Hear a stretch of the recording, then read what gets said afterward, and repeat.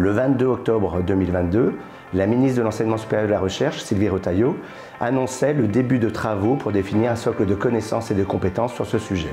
Depuis un an, un groupe de travail composé des conférences de présidents d'universités et d'écoles, composé d'étudiants, composé d'acteurs de terrain portant le sujet, a été animé par le ministère. À l'issue de ces travaux, des contenus composant un socle de connaissances ont été proposés. Nous avons retenu 4 contenus. Le changement climatique, la biodiversité, les ressources et enfin un contenu sur une transition juste et équitable.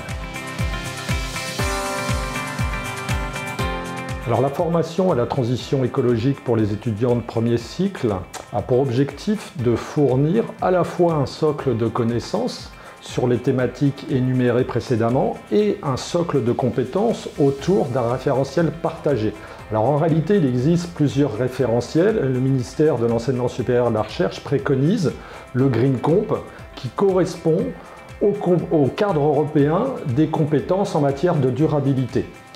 Alors pourquoi ce choix? Eh bien parce que le Green Comp synthétise parfaitement l'ensemble des grandes compétences que les étudiants devront acquérir dans cette formation, à savoir incarner les valeurs de la durabilité, s'ouvrir à la complexité des enjeux avec une pensée systémique et critique, aller vers des avenirs durables en intégrant bien évidemment et en gérant la transition écologique, et bien sûr agir individuellement et collectivement pour répondre à ces enjeux.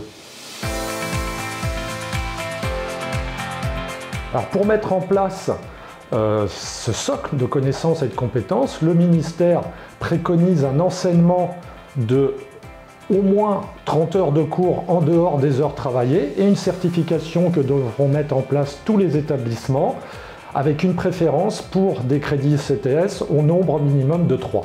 Devant cet enjeu majeur pour les étudiants et l'enseignement supérieur et la recherche, nous savons pouvoir compter sur tous les établissements du supérieur pour décliner cette formation dès cette rentrée et jusqu'à la fin 2025.